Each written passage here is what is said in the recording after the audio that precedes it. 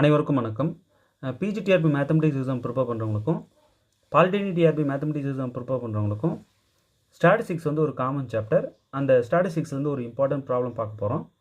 இது ரொம்ப முக்கியமான ஒன்று. இந்த மாடல் ஒன்று கேட்க வாய்ப்பு இருக்குது. ஸோ இதை நீங்கள் நல்லா புரிஞ்சு வச்சுக்கிறது ரொம்ப நல்லது. கொஷின் பாருங்கள். The moment generating function of a normal random variable is exp of mu t plus 1/2 sigma square t square, then e of x square is equal to what? இந்த நாளில் ஏதோ ஒன்று, அதாவது ஒரு நார்மல் ரேண்டம் வேரியபிளுடைய moment generating function கொடுத்துட்டாங்க. exp of mu t plus 1/2 sigma square t squareனு கொடுத்துட்டாங்க. இது வந்து moment generating function.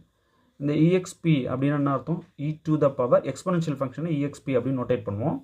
So e to the power mu t plus 1/2 sigma square t square அப்படின்னு இதை எடுத்துக்கணும். சரிங்களா? நம்ம என்ன கண்டுபிடிக்கணும்? ex ஸ்கொயர் கண்டுபிடிக்கணும்.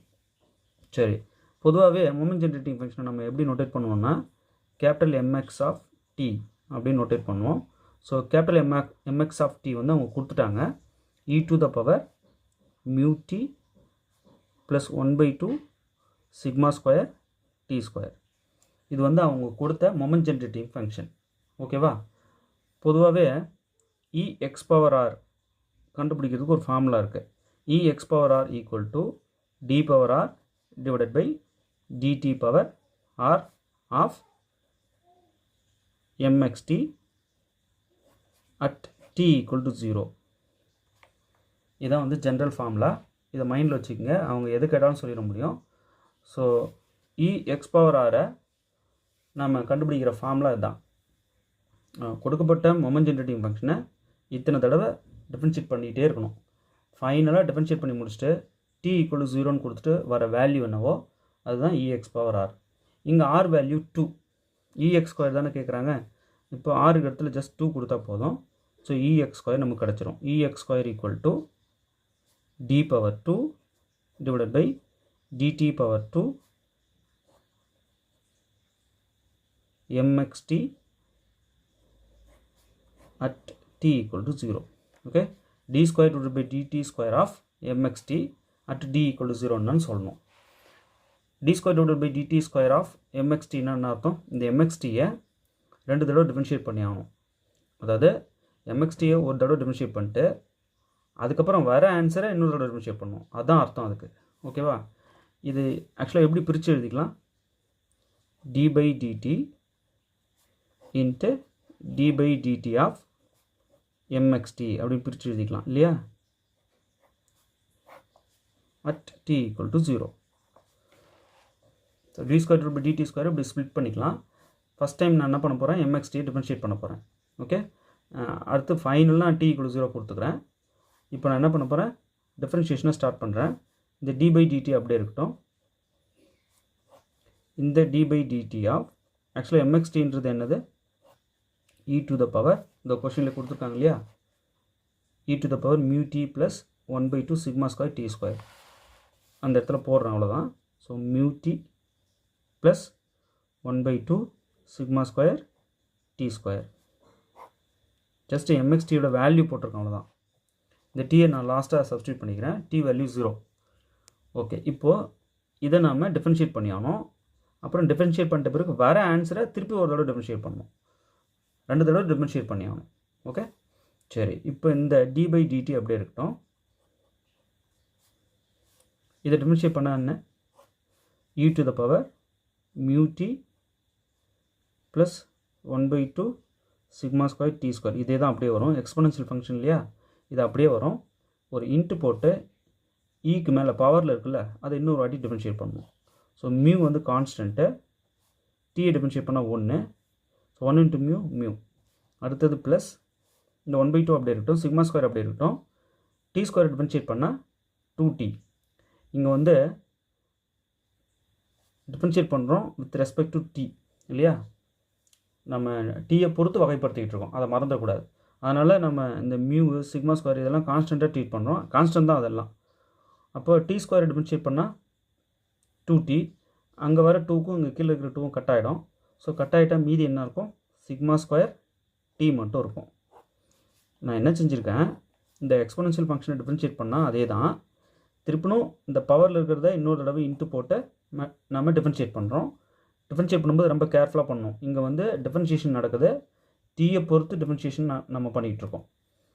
அப்போ இங்கே டீயை நம்ம வேரியபிளாக வச்சு டிஃபரன்ஷியேட் பண்ணும்போது இங்கே 1 ஆகிடும், இங்கே 2t வரும். வர 2க்கும் இங்கே கீழே இருக்க 2 கட் ஆகிட்டு சிக்மா ஸ்கொயர் டி மட்டும் நிற்கும். இது இன்ட்ரு தான் போடணும். ஓகேவா? அப்போது கொடுத்துருக்கிற மொமெண்ட் ஜென்ரேட்டிங் ஃபங்க்ஷனை ஒரு தடவை டிஃபரன்ஷியேட் பண்ணால் இப்படி கிடைக்குது நமக்கு. இப்போ டபுள் டேர்மாக இருக்குது இல்லையா? இதை திரும்பவும் டிஃபரன்ஷியேட் பண்ணணும். இதுவும் ஃபங்க்ஷன் ஆஃப் டீயில் இருக்குது, இதுவும் டீயில் தான் இருக்குது. அப்போது இது ஒரு ஃபங்க்ஷன், இது ஒரு ஃபங்க்ஷனை நம்ம ட்ரீட் பண்ணி யூவி மெத்தடில் டிஃபரன்ஷியேட் பண்ணணும். டி ஆஃப் யூவி என்ன நமக்கு தெரியும் இல்லையா? D of U V equal to U V dash plus V U dash. ஒன்று அப்படியே வச்சுக்கிட்டு ஒன்று டிஃபரன்ஷியேட் பண்ணுறோம், ப்ளஸ் டிஃபரன்ஷியேட் பண்ணதை விட்டுட்டு டிஃபரன்ஷியேட் பண்ணாததை பண்ணுறோம். இந்த ஃபார்முலா நல்லா தெரியும் இல்லையா? இங்கே வந்து நான் என்ன செய்கிறேன், ஃபஸ்ட்டு யூ அப்படியே வச்சுக்கிறேன், அதாவது இ டு த பவர். இப்போ டிஃபரன்ஷியேட் பண்ண போகிறேன். அப்போ நான் என்ன பண்ணிடலாம், டி பை டிடி எடுத்துடலாம் இல்லையா? இப்போ டிஃபரன்ஷியேஷன் நடக்குது. அப்போது யூவை அப்படியே வச்சுக்கிறேன், e to the power mu t plus 1/2 sigma square t square. So u அப்படியே வச்சுட்டு வியை டிஃபரன்ஷியேட் பண்ணுறேன். வியை டிஃபரன்ஷியேட் பண்ணால் இது கான்ஸ்டன்ட் 0 ஆகிடும். சிக்மா ஸ்கொயர் அப்படியே வச்சுட்டு டீயை டிஃபரன்ஷியேட் பண்ணால் 1. இங்கேயும் டீயை பொறுத்து தான் வகைப்படுத்துகிறேன். அப்போது டி தான் நமக்கு இங்கே வேரியபிள். அப்போது இது 0 ஆகிடும், சிக்மா ஸ்கொயர் அப்படியே இருக்கும், டீயை டிஃபரன்ஷியேட் பண்ணால் 1. So 0 plus sigma square. Okay, அதாவது யூவை வச்சுக்கிட்டு வியை டிஃபரன்ஷியேட் பண்ணால் சிக்மா ஸ்கொயர். இப்போ என்ன செய்கிறோம், ப்ளஸ் வியை அப்படியே வச்சுக்கிறோம், mu plus sigma square T. இதை அப்படியே வச்சுக்கிட்டு இந்த ஃபங்க்ஷனை டிஃபரன்ஷியேட் பண்ணுறோம். இதை அதாவது யூவை டிஃபரன்ஷியேட் பண்ணுறோம். யூன்றது e to the power mu t plus 1/2 sigma square t square இல்லையா? இதை டிஃபரன்ஷியேட் பண்ணால் இதே தான், e to the power mu t plus 1/2 sigma square t ஸ்கொயரை தான். திருப்பினும் இந்த பவரில் இருக்கிறத மட்டும் டிஃபரன்ஷியேட் பண்ணால் இந்த டேர்ம் வரும். ஸோ இதை டிஃபரன்ஷியேட் பண்ணும்போது வர இந்த டேர்மே தான். ஆல்ரெடி இங்கே ஒன்று இருக்குது, அப்போ ரெண்டு சேர்ந்து இதை ஸ்கொயர் போட்டுக்கலாம். Mu plus sigma square T 2 தடவை வரும், இன்ட்டில் இருக்குது. So mu plus sigma square T இதை ஹோல் ஸ்கொயர்னு எழுதிக்கலாம். ஓகே, இதை மட்டும் தனியாக டிஃபரன்ஷியேட் பண்ணலாம். அதாவது இதை பாருங்கள், இதை டிஃபரன்ஷியேட் பண்ணால் என்ன வருது, சேம் டேர்ம் இந்த டேர்ம் இன்ட்டு இந்த டேர்ம் வருது இல்லையா? அந்த டிஃபரன்ஷியேஷன் தான் இங்கே நடக்குது. ஸோ ஆல்ரெடி இந்த வியை அப்படியே வச்சுக்கிட்டேன், யூவை டிஃபரன்ஷியேட் பண்ணும்போது இந்த டேர்ம் அப்படியே எழுதிடுறேன். எழுதிட்டு இங்கே மேலே இருக்கிறத மட்டும் டிஃபரன்ஷியேட் பண்ணும்போது இது வரும் இல்லையா? ஸோ அதுதான் இன்னொரு வாட்டி எழுதாமல் ஸ்கொயர் போட்டு அப்படியே எழுதிட்டேன். ஓகேவா? ரொம்ப கேர்ஃபுல்லாக செய்யணும். சின்ன சின்ன விஷயம்னா தப்பு பண்ணிட்டோம்னா மொத்தமாக தப்பாக போயிடும். ரொம்ப கேர்ஃபுல்லாக பண்ணணும். அதாவது கொடுத்துருக்குற மொமெண்ட் ஜென்ரேட்டிங் ஃபங்க்ஷனை 2 தடவை டிஃபரன்ஷியேட் பண்ணி ஆகணும். ஃபஸ்ட் டைம் டிஃபரன்ஷியேட் பண்ணால் இந்த விடை வருது. ஸோ இதை மைண்டில் வச்சுக்கோங்க, ஏன்னா இன்னொரு வாட்டி இங்கே போட வேண்டி வருது. அப்புறம் வந்த இந்த ஆன்சரை திருப்பி டிஃபரன்ஷியேட் பண்ணுறோம். இப்போ யூவி மெத்தடில் தான் பண்ண முடியும். இது வந்து எக்ஸ்பொனன்ஷியல் ஃபங்க்ஷன், இது சாதாரணமாக ஒரு ஃபங்க்ஷன். இப்போ இது 2 ஃபங்க்ஷனையும் என்ன பண்ணணும், யூவி மெத்தடில் தான் பண்ணால் டிஃபரன்ஷியேட் பண்ண முடியும்.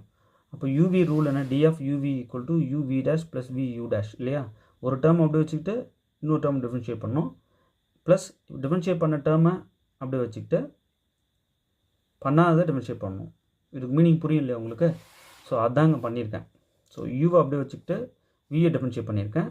இப்போ வியை அப்படியே வச்சுக்கிட்டு யூவை டிஃபரன்ஷியேட் பண்ணும்போது ஒரு டேர்ம் இதே டேர்ம் வரும். அதுக்கு நான் போடாமல் அப்படியே ஸ்கொயர் போட்டேன், இதே டேர்ம் வருதுன்றதுனால.